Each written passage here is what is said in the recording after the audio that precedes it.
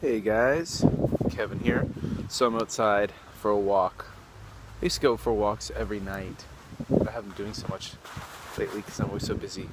But I think it's the coldest night so far this winter here in Kobe. It's probably about -4, -5 right now with the wind chill. So of course the Canadian in me had to come for a walk. I had to feel this. My wife's like, "You're crazy. Why are you going out for a walk? It's really cold." I'm like, "That's why I'm going out for a walk, because it's really cold." Because the -4 or 5 is nothing compared to what I grew up with. I went for a walk. So I had to stop from over there and put on my gloves. I can't. I don't have like the gloves where I can use the smartphone with while wearing them. So I had to, use my bare hand and then throw on the gloves. So I went for a walk. It's a cold Tuesday night. I just put up episode number 56 of the Just Japan podcast. It's a cool one. It's all about starting your own business. It's all about starting your school. I interview a really cool guy, Ryan, who he's a former colleague of mine, and he took the plunge, which is ironically enough the name of the episode, Taking the Plunge. And him and his wife, he's got a Japanese wife, they started up their own English school, which is really cool. So that's all the links are below in the show note, the description box, if you want to listen to that episode of the podcast.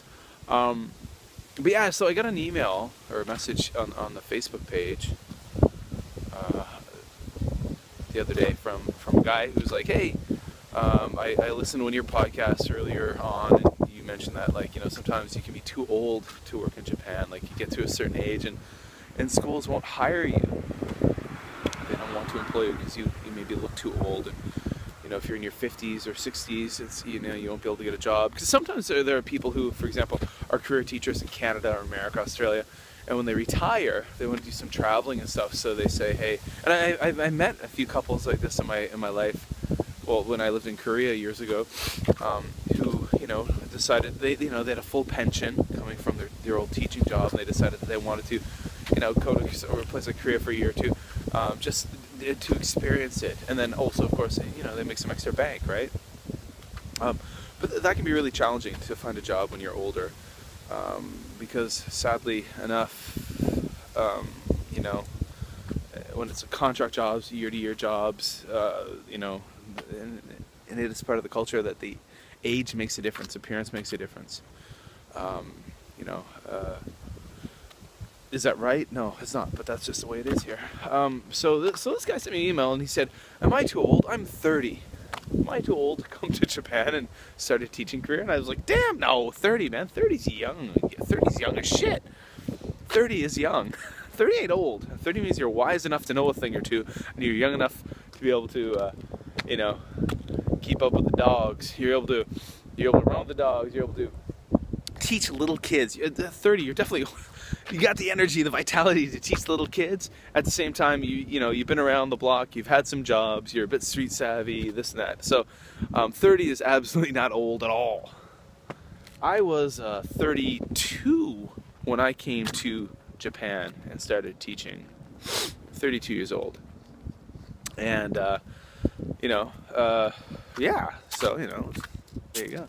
I mean, now, so he also mentioned, this guy said, "Hey, you've talked about it in podcasts before. You've interviewed different people. Sometimes like something like the JET program or teaching as an ALT is kind of a young person's job." Well, in some ways it's a young person's job just because most of the people who apply for the jobs are people who are young. They're coming fresh out of university, or as they say in America, college. By the way, in Canada, college is a very different thing.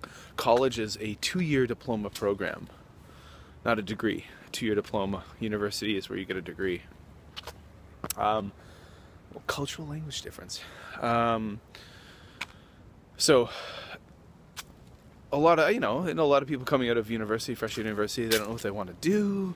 But, there are a lot of people who are really interested in Japan, and that's a goal of theirs. They want to come to Japan and work in Japan. But for a lot of people, they're just like, I don't know what the heck to do. I just graduated with a liberal arts degree. I don't really qualify for a specific job here in my own country. What do? I'll go teach English in Korea or Japan or Taiwan or China, wherever it may be, and then they come. So that's why, a lot of times you think it's a young person's game, but it's not a young person's game per se. So if you're in your 30s, even if you're in your 40s, don't let that detract you from applying for a job teaching in a place like Japan. Go to a website like gaijinpod.com. Actually, I haven't searched for a job in so many years. I don't know of any others other than gaijinpod.com. I'm sure there are others out there. Do a search.